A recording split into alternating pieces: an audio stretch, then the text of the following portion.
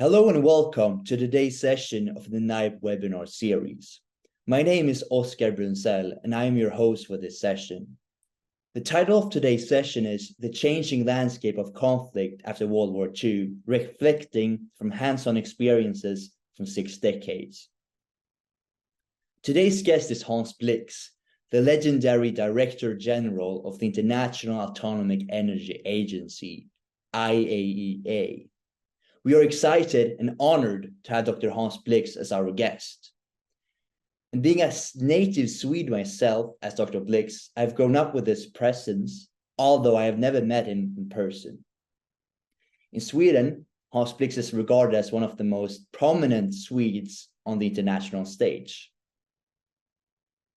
It should also be noticed that this webinar is pre-recorded. Prior to going into the discussion with Hans Blix, I will begin by providing a brief overview of Dr. Blix, delving into both his life and his contributions on the global stage.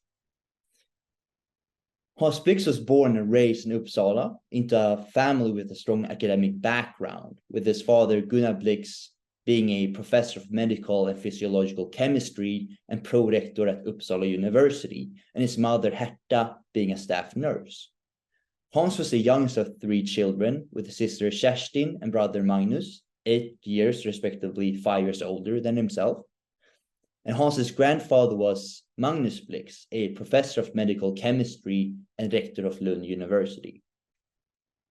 Hans Blix obtained his law degree from Uppsala University in 1951, a Doctor of Philosophy degree from the University of Cambridge in 1958.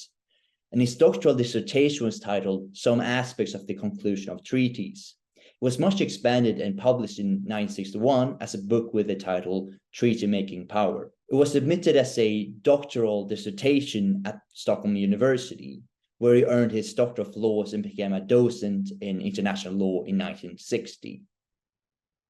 And in 1962, Hans Blix married Eva Chettis, with whom he has 2 sons, Morten and Göran, Doctor in Economics and Doctor in French Literature, respectively.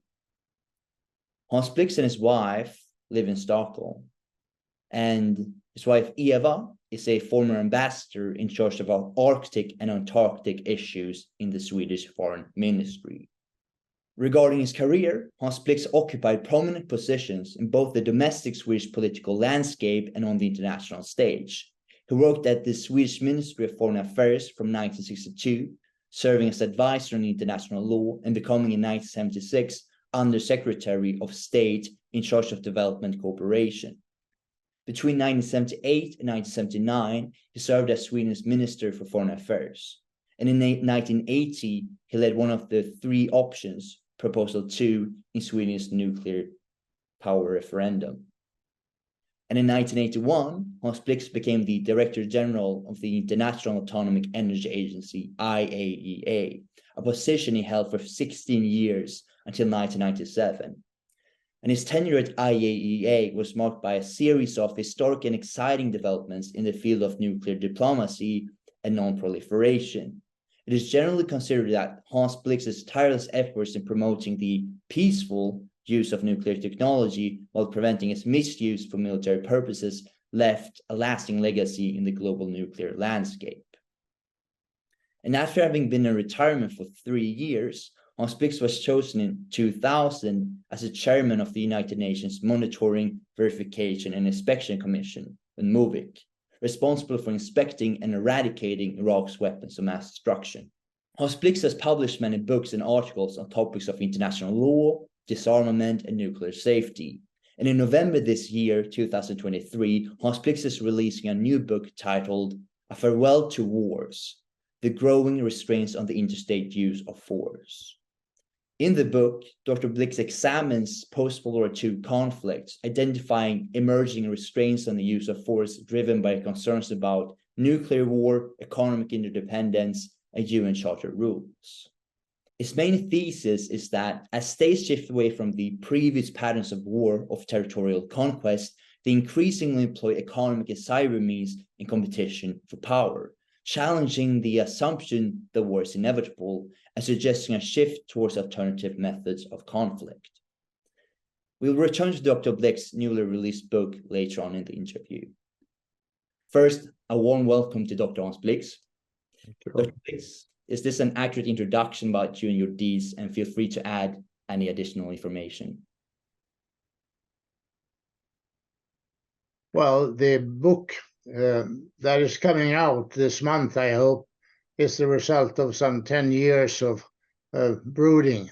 And of course, the title is rather provocative at the moment, because people are focusing upon the atrocities in Gaza and the civil war in Burma, and of course the war in Ukraine.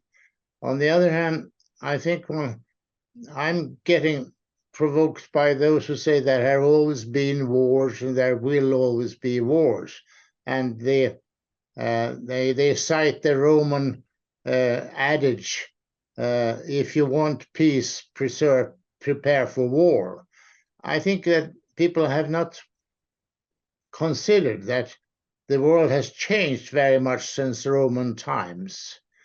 And the biggest change, I think, and most important, is the emergence of the nuclear weapons.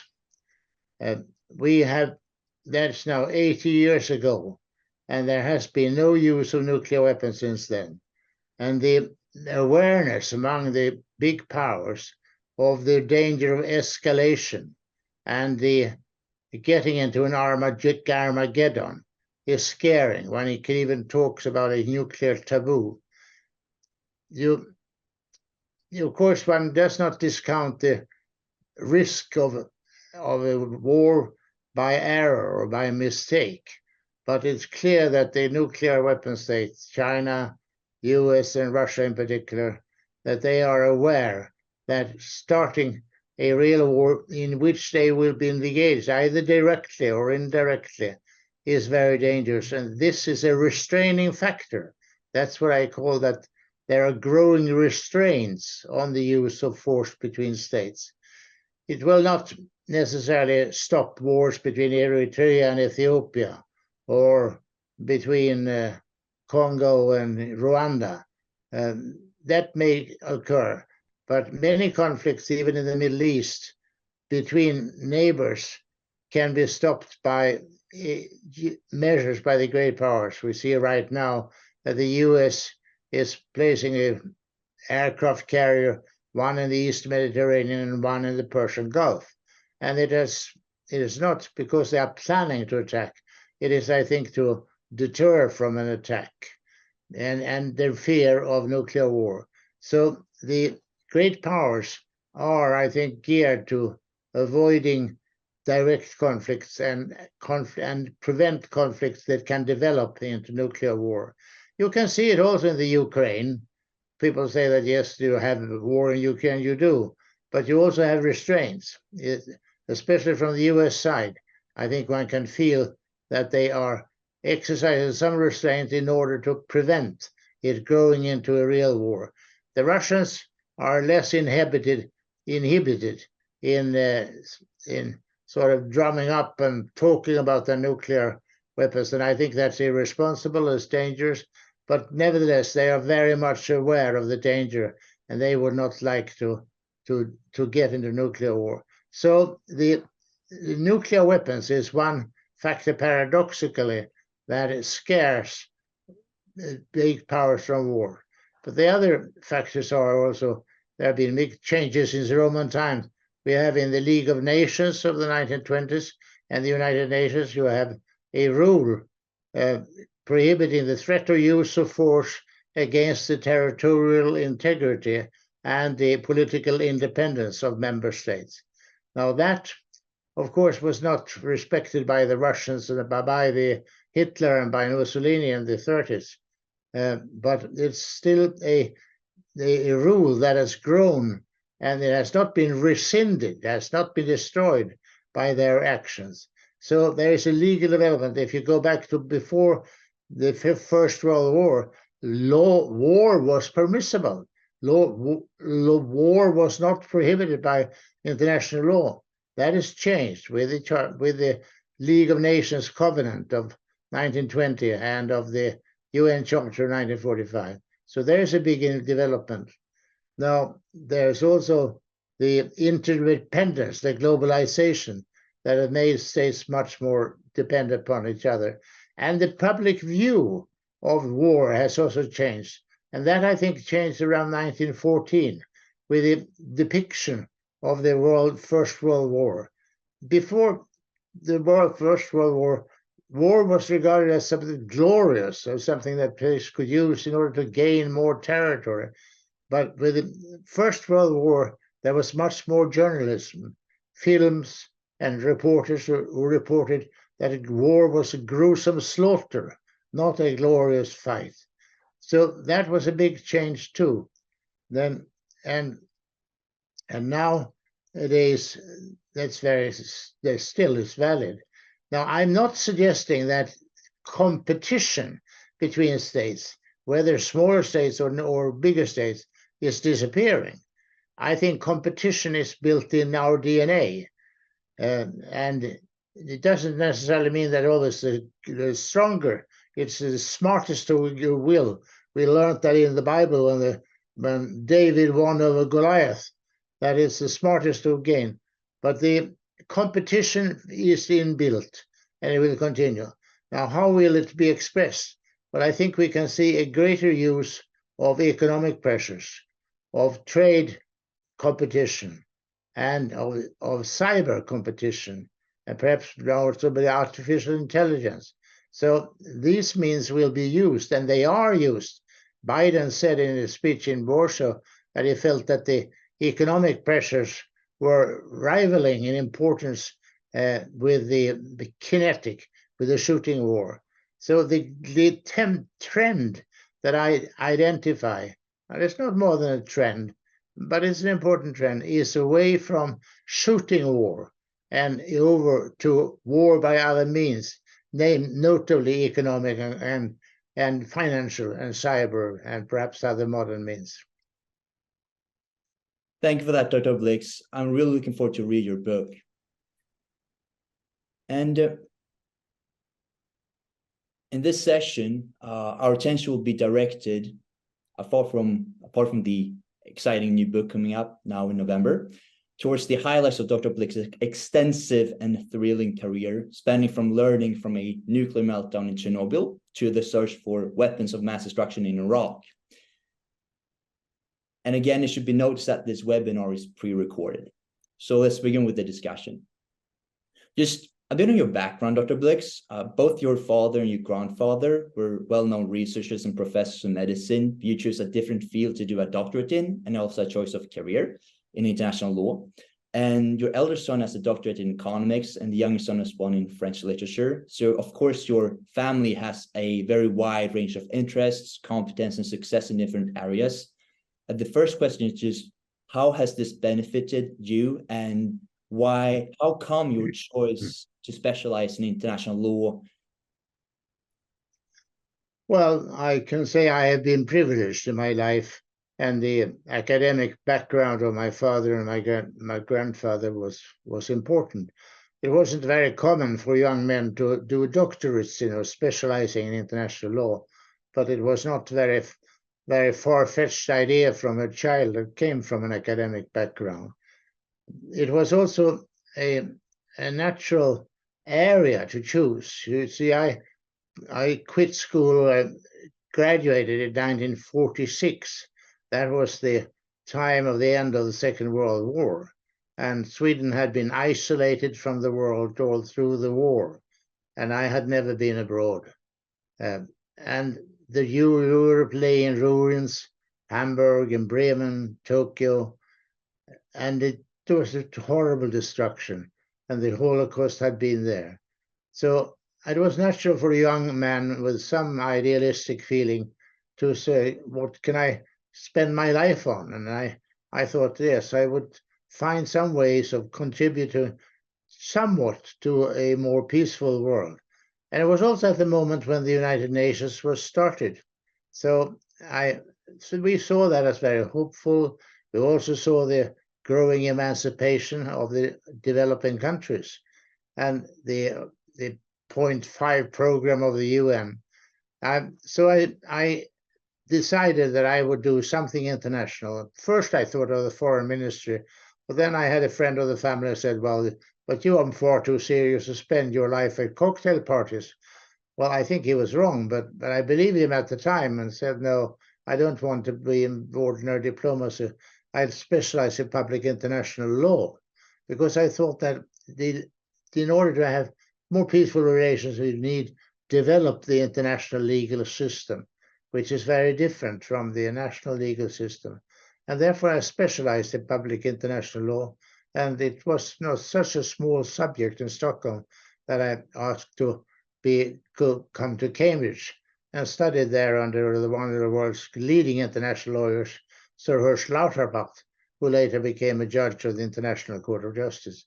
And then at Columbia University, another great international lawyer, Philip Jessup, I liked, and was very, very illuminating. And so I got my doctorates and could come to specialize. And I began by being advisor to the Swedish Foreign Ministry on international law. And that for several years, I was an advisor. This lady intervenes in our discussion. Anyway, I think that the international legal basis was a very good background to work in international organizations. Another part of my background was also theater. As a student, I took part in student theater in Uppsala, and even before I had left university, I even entertained possibilities of doing it professionally and trying to become a regisseur, director. But I decided in favor of the internationalism after all, and I have not regretted that. I think that the third basis of my career has been political youth organizations, and I joined the Swedish Liberal Youth Organization very early, and I think it gave a very great important training in cutting your ideological bearings, where you stand somewhere. And I was unhesitatingly a liberal, and I remain a liberal. And perhaps it started more by being skeptical about socialism, because I felt that in a socialist system where ownership would be concentrated in the hands of the government, that would be hard to retain liberty, because if all the ownership are in government hands, then liberty may be hard pressed. Whereas in the market economy system, you have private ownership. And I saw private ownership as a kind of decentralization of economic power. That was one of my thoughts, and turning liberal, and it remains one of my thoughts. It's not the only one. I also think that you have, besides the liberals, I want to have as a compass humanitarianism and rationalism. And the rationalism, I think the French Enlightenment is the basis for our thinking, and very important, not only for Europe, but for the whole world. So with those compasses, I entered my professional life, and I've had use of the experience from the student theater, standing on a stage and trying to speak in a way that can be understandable, not mumble, but try to be explicit and clear, and also to have my ideological bearings clear.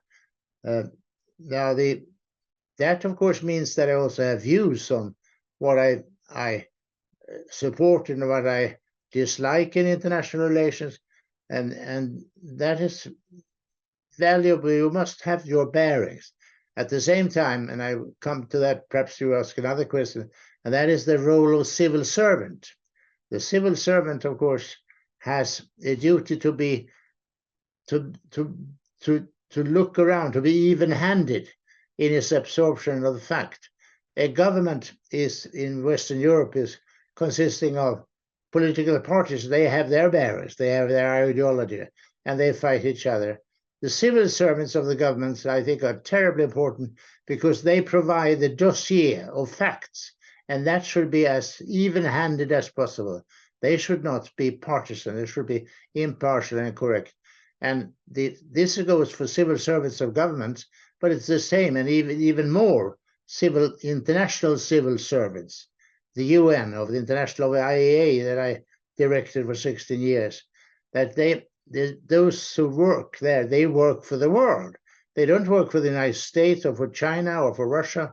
They must not take instructions from the government. And the charter actually forbids the governments from trying to give them instructions. In reality, governments try to push them quite frequently, as I have experienced. But the international civil servants must resist that. They must insist on being employed by the whole world and try to be even-handed in presenting their material. Thank you for that, Dr. Blix. And on civil servants that you mentioned in an article by the Dagens Nyheter last month, you mentioned that it's crucial for, well, you gave an advice to aspiring young diplomats and civil servants, and that they should find out the facts and stick to them, facts, not opinions. And would you elaborate a bit on that? What you mean by distinguishing facts from opinions? Well, you remember that in the March up to the Iraqi war, there were some American politicians who say that we are now so powerful that we can create our own reality.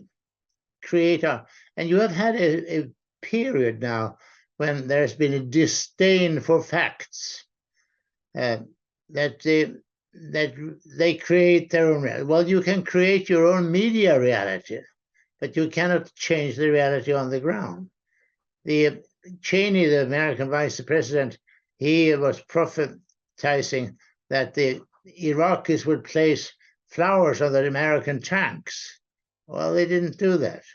And Putin thought that if he could only remove what he thought were Nazis and a few other characters in Ukraine, they would welcome the Russian liberation. Well, again, that was it was not a fact. And he would read the intelligence reports of the FSB and other secret agencies that Russians have, and they were influenced by what they felt the master wanted to have, and he was encouraged in his erroneous imagination of Nazi control of Ukraine. As Cheney was also his view that the U.S. must attack Iraq and remove Saddam Hussein. This was encouraged and helped by the intelligence agencies who served him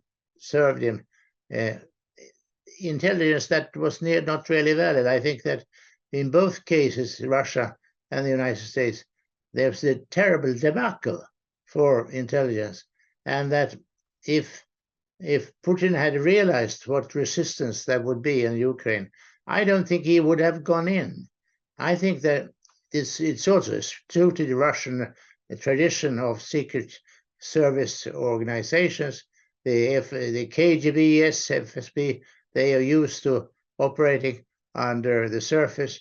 And I think that Putin regarded the occupation of Crimea as an ideal solution. You remember there was no bloodshed. There were green little men, and they took it in very few days. They manipulated a referendum. That might have, even a real referendum might have given a majority for Russians. I don't know.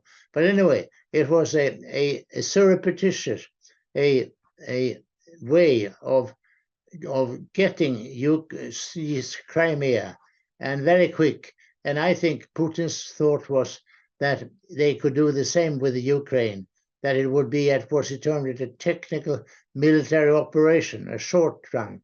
And he was terribly mistaken about that, because he had an erroneous appreciation of reality, just as Cheney had an erroneous view of the reality. He thought that the Al-Qaeda that had been responsible for the 9/11 disaster, that they were present in Iraq. They were not. He thought there were weapons of mass destruction in Iraq, and they were not there. And he thought that the US could help to create democracy in Iraq. well, they could remove Saddam, but what happened was that the tyranny of Saddam was replaced by the anarchy, and that was a terrible disaster that occurred, and it changed events in the Middle East. So facts are important, I think. Thank you very much for that, Dr. Blix. And we will keep Iraq in mind, as we'll discuss a bit later on. But I just have to push in one question, which is very, very important also, because at the time you were a civil servant in 1972, there was the Stockholm Conference, which was really a widely regarded as the foundation of contemporary global environmental policy. And also you played a pivotal role in the UN's, United Nations inaugural environmental conference. Can you tell our listeners a bit more about this conference and the work you did there? Well, this is long ago now. This is 50 years ago. And I had not professionally dealt with the environmental issues, and I'm not a biologist or a meteorologist, so I don't have any basis in that. But they needed someone who could help to draft the policy-making declarations across the whole area. And I had been engaged in the UN in trying to put together declarations on the way in which the UN Charter had developed. So I had some experience in the political formulation and managing of policy declarations. And the Swedish government then lent my service to Maurice Strong, who was the Secretary General of the conference and one of the foremost international operators I have come across, on par with Kofi Annan, I would say. They were both my ideals. So I felt very strongly personally for the environmental issue, because I had seen in my own life in Sweden how at my country house, a hut on an island in the Baltic, how the number of bird ducks had disappeared. I had seen how the pikes disappeared, and how the Baltic herring was faring badly, and how some of the butterflies that had existed there in my childhood, they had disappeared. So I had no difficulty in joining and understanding Rachel Carson's book, The Silent Spring. That was a sort of alarm bell to the humanity. And I was very enthusiastic. And I hadn't, so global warming was not very much on the agenda. It was, well, there was an awareness that carbon dioxide increases were risky, but also not the main thing. In Sweden, we were much more concerned of acid rains, and they came from Germany and from the UK, and part of that was remedied by the using scrubbers that took away sulfur dioxide and nitrogen oxide. But there were many other questions, and I negotiated, or I presented the first draft of a declaration, and then I took it to New York, and we had negotiations about it, and there were many others who participated in it. And we came to Stockholm in 1972 with a draft that should have had a consensus, but there was a big change. Red China had replaced Taiwan China, Chiang Kai-shek China. And the first the Chinese said to me was that this is not acceptable to us.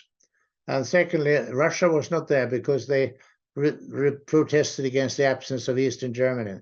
So that the political scenery was a little different, and I had to renegotiate. It was very thrilling, a very difficult, taxing, negotiating task. And in formulating, I was not alone. There were others like Maurice Tolba and Maurice Maurice Strong as well. And the British delegate was very skillful. Anyway, we stitched it together, and the declaration came out of Stockholm 1972.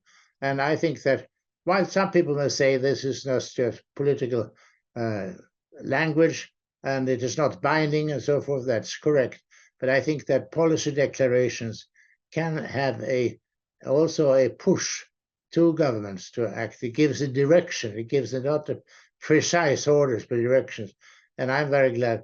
Of course, at that time, I was not engaged in the nuclear issue because that came later when I became more aware of the carbon dioxide and the advantage of nuclear power that gives so much energy without any additional carbon dioxide. And I came to the conclusion when nuclear power became controversial in 1978 with the 3 Mile Island accident, that 76 anyway. Nuclear became controversial with the 3 Mile Island accident in the United States.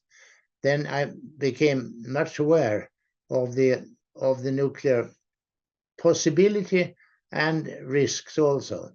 It later struck me that humanity has been lucky in that the same juncture, same era that we had discovered the disastrous effects of the fossil fuels of oil and coal and gas. At the same area and same era, we have discovered how we can make peaceful use of nuclear energy for generation of electricity and heat.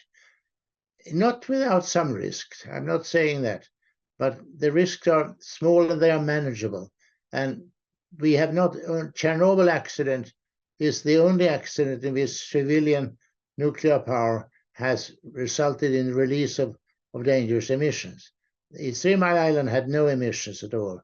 Fukushima had limited emissions, and the casualties from Fukushima were due to town planning, that they had built so many cities and villages along the beaches where they were swamped by the tsunami.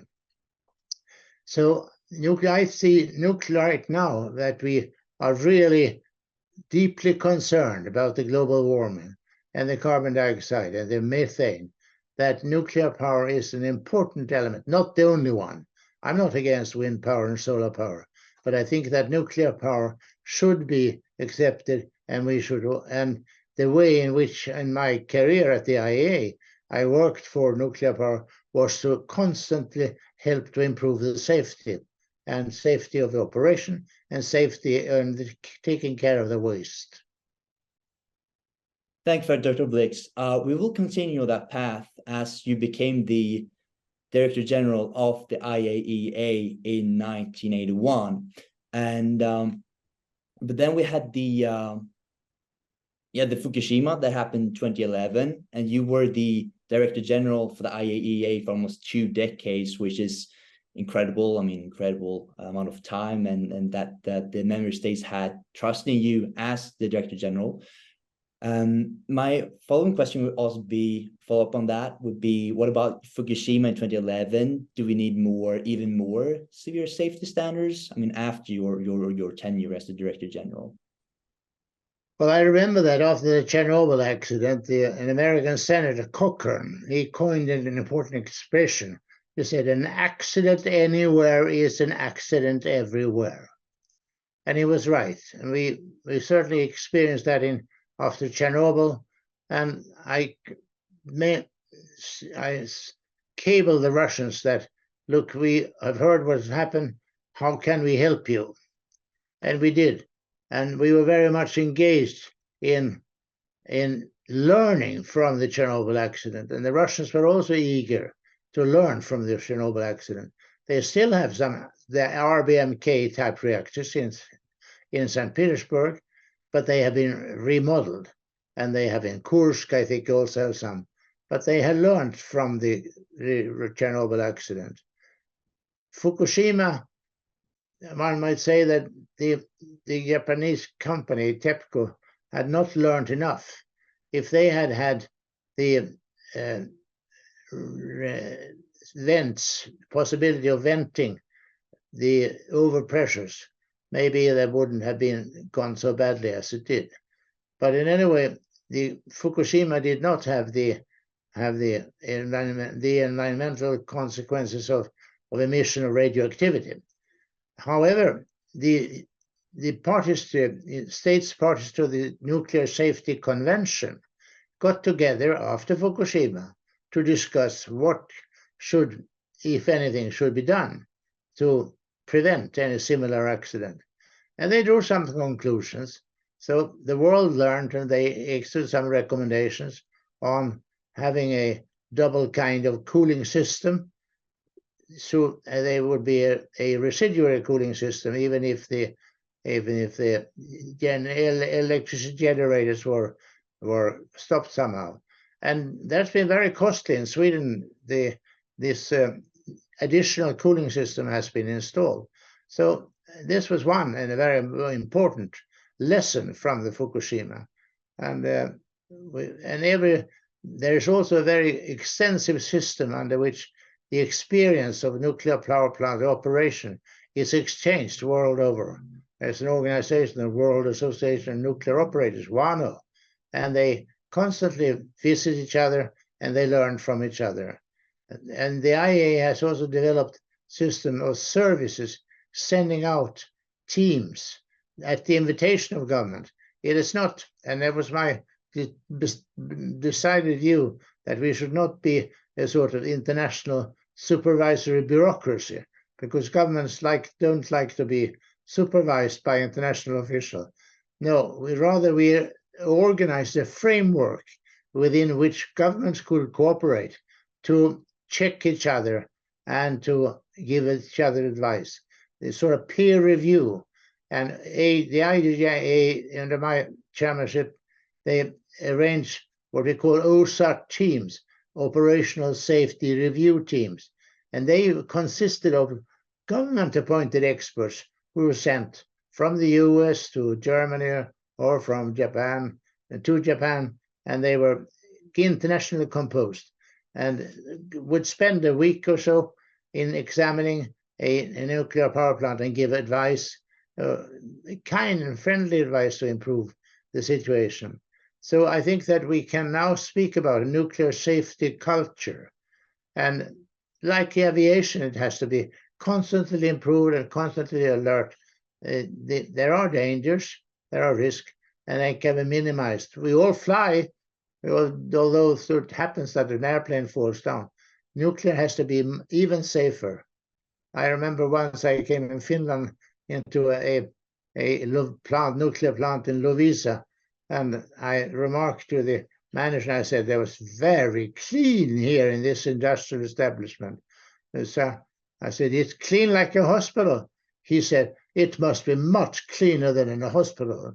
I think that's the spirit, that's the attitude we need to have in both the running operators of nuclear power and in the disposal of the waste.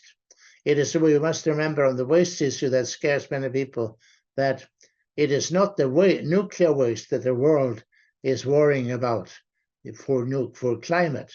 It is the waste of fossil fuels. It is not the waste of nuclear, because nuclear doesn't give any result in any carbon dioxide emissions.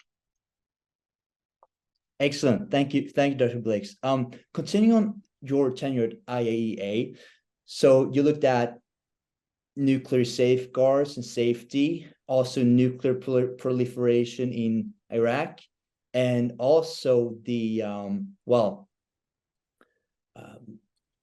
economic development ways in nuclear, which nuclear can be used, for example, with the SMRs in Africa and Abu Dhabi, where you were. Yes, you take up another subject. The scare of nuclear has been mainly focused on the risk of radiation and waste. But there has been the other scare, that the linkage to nuclear weapons. And for that purpose, the world concluded the NPT, a Non-Proliferation Treaty. And because the world, President Eisenhower came out with a famous speech called Atoms for Peace, in which the US offered to share its knowledge of the peaceful uses of nuclear energy, but at the same time wanted to have a means of verifying that states would not misuse the nuclear energy to make nuclear bombs. And especially after the Cuban affair in 1962, the NPT treaty was entered into. And that presupposed an international verification. But it was not enough that states would say we are only using it for peaceful purposes. The world needed an international verification.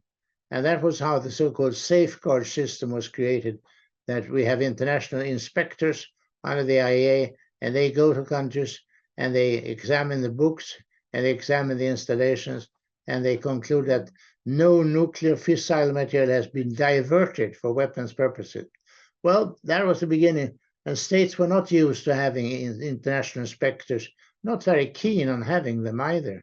Countries like Canada and Belgium and Germany say, why should you have inspectors milling around in our industrial installations? And the nuclear powers don't accept it. The US and Russia and China, they don't accept it. So that was not enthusiastic, but it was necessary to give assurance of non-diversion. Now, in 1991, when we came in as inspectors in Iraq, after Iraq had invaded Kuwait in 1990, we discovered very soon that the Iraqis have succeeded in cheating the inspectors, the system. The system was not stiff, not strong, not stiff enough to discover it. We do not have entitled under the system to go anywhere and to ask any questions. They say, no, only to declare the installation. And the Iraqis had cheated. So a very strong revision was necessary. And we started that in 1992. And in a program called 93+2. And that was ready. We had additional protocols that worked out for additional duties, additional rights of inspectors to ask questions and to go where they needed. And in 97, the last year that I was Director General, this additional protocol was adopted by the General Conference.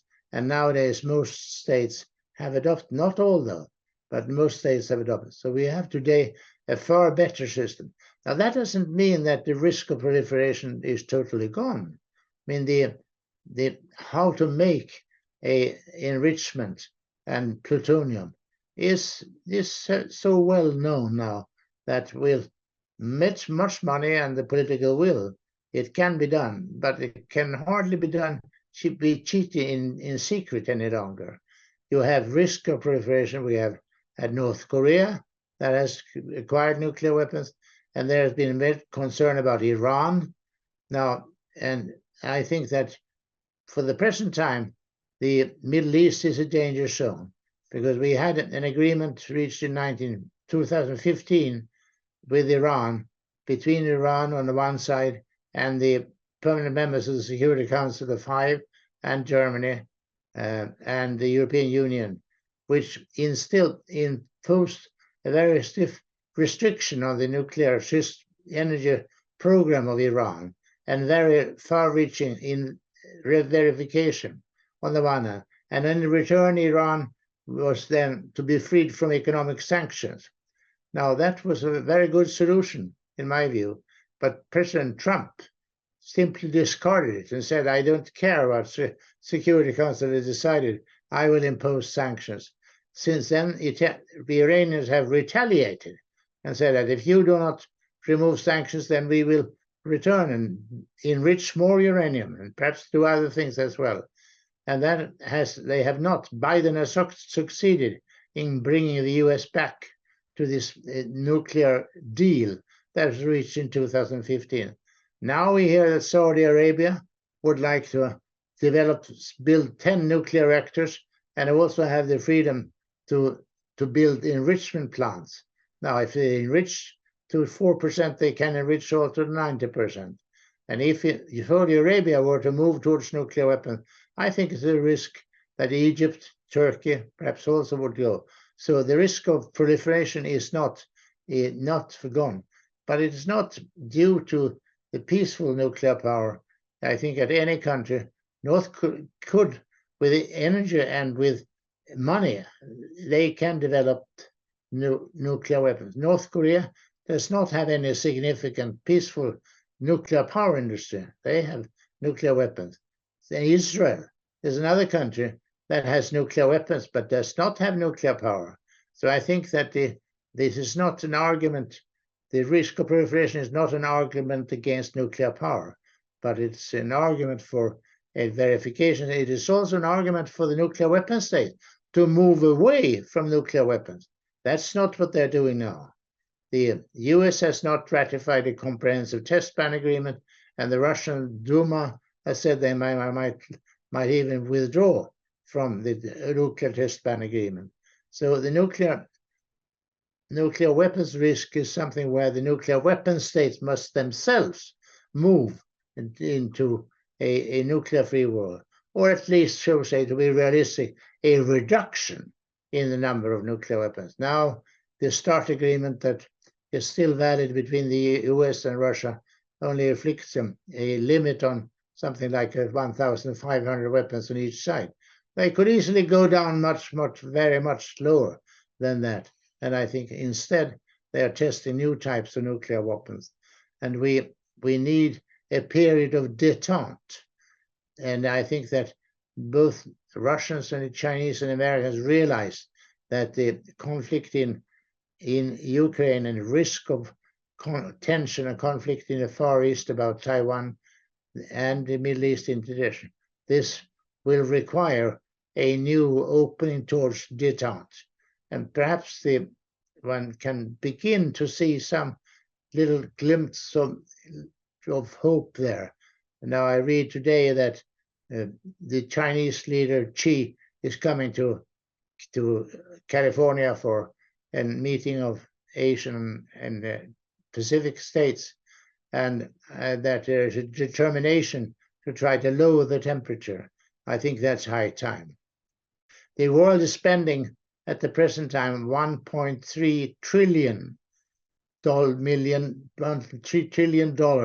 a year on military expenses.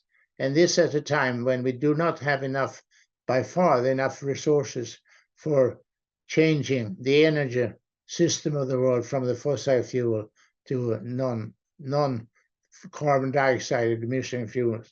So it's high time that they take the initiative to détente.